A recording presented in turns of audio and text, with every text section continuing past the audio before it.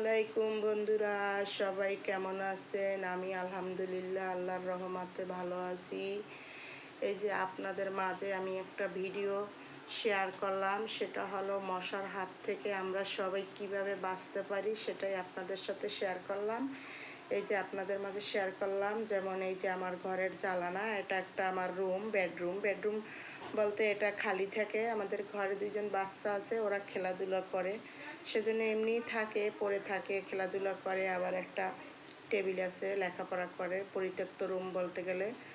এটার ভিতরে এই যে দেখেন, আপনাদের সাথে শেয়ার করছি যে আমি জানালায় এই যে দেখেন নেট লাগিয়েছি মশার হাত থেকে বাঁচার জন্য।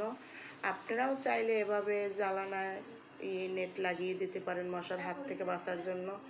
খুবই সুন্দর হয়েছে। আমি আমার বাসায় যতগুলা জ্বালানা আছে, 8-10টা জ্বালানা আছে আমার বাসায়, আমি সবগুলা রুমের ভিতরে এভাবে নেট লাগিয়েছি জ্বালানাতে। আপনারাও চাইলে বাসার সব জ্বালানাগুলো এভাবে আমার মতো নেট লাগিয়ে দিতে পারেন। আমি ভিতর থেকে লাগিয়েছি, এই যে দেখেন আপনাদের সাথে শেয়ার করলাম।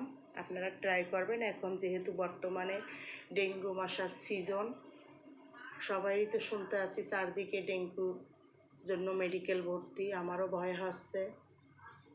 আর ঢাকা শহরে তো এমনিতেই মশা বেশি, যার কারণে আমি জানালায় এই যে নেট লাগিয়েছি। আপনারাও লাগাবেন। আমি একটা রুমের ভিতরে হলো 2টা জ্বালানা আছে, আপনাদের সাথে এই 2টা জ্বালানা শেয়ার করলাম। এই যে এভাবে আপনারা লাগাবেন মশার হাত থেকে বাঁচার জন্য। ব্যাট আছে, কয়েল ধরাই, তাতেও কাজ হয় না। পরে এই সিদ্ধান্ত নিয়েছি যে জানলাগুলো আটকাতে হবে। মাগরিবের আগেই আমি দরজা বন্ধ করে দিই, জানালায় নেট লাগিয়েছি। সবসময় এভাবে থাই গ্লাস খুলে রাখি, কোনো সমস্যা হয় না আল্লাহর রহমতে। আপনারা ওইভাবে করবেন।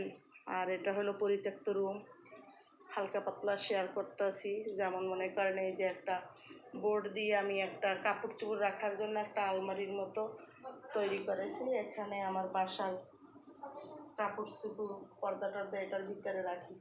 আপনারাও চাইলে বোর্ড দিয়ে এভাবে করতে পারেন। আমি কিন্তু ছাদ পর্যন্ত এটা সুন্দর করে করিয়েছি। তারপরে পড়ালেখার জন্য, বাচ্চাদের জন্য আপনারা করতে পারেন এভাবে। এই যে হালকা পাতলা শেয়ার করতেছি।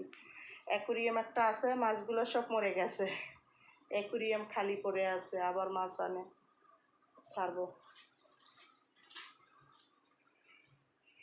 আর এটা হইলো আমার বাসার 2 পিচ্চি আছে, এই পিচ্চিদের জন্য বোর্ড দিয়ে একটা টেবিল তৈরি করেছি। এখানে ম্যাডাম আসি পড়ালেখা করায়। এই যে বোর্ড দিয়ে তৈরি করছি। বইগুলো সুন্দর মতো সাজানো না যদিও, আর সাজাই রাখতে পারি না, সাজাই